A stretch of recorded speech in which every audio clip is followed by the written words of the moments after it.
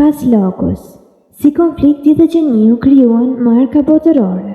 Adidas dhe Puma, një armiqësi familjare. Ndoshta historia më e çmendur nga të gjitha. Dy vëllezër gjerman, Adolf, Adi dhe Rudolf Dassler, së bashku krijojnë një kompani kapucesh. Grindje të forta, luftë politik, tradhti, arsyeja e vërtet nuk u sqarua kurrë. Pastaj ndahen. Adi themelon Adidas, Rudolf themelon Puma. Qyteti i tyre ndahet në dy kampe. Shkolla, bare, madje edhe martesa, sipas markës, ata varrosin sa më larg njëri tjetrit. Një histori urrejtjeje, krenarie dhe hakmarrjeje. McDonald's, bjedhja ligjore e shekullit. Vëllezërit McDonald shpikin fast food modern. Një shitës Ray Kroc i bind t'i japin markën. Premton përqindje që nuk i marrin kurrë. Ai merr gjithçka dhe bëhet miliarder.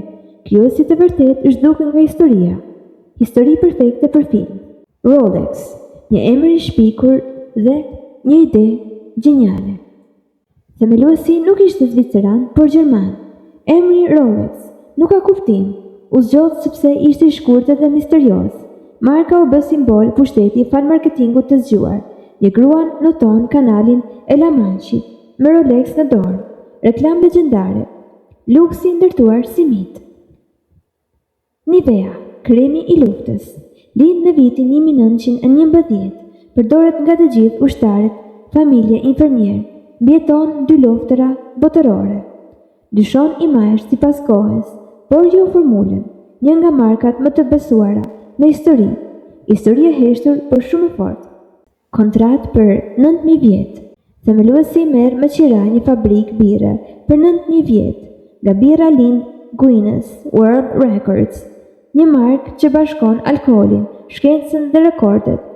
Dhe po, është histori e vërtet. Lamborghini, e lindur nga inati. Ferruccio Lamborghini prodhon të traktor, blen një Ferrari dhe ankohet. Enzo Ferrari e tall.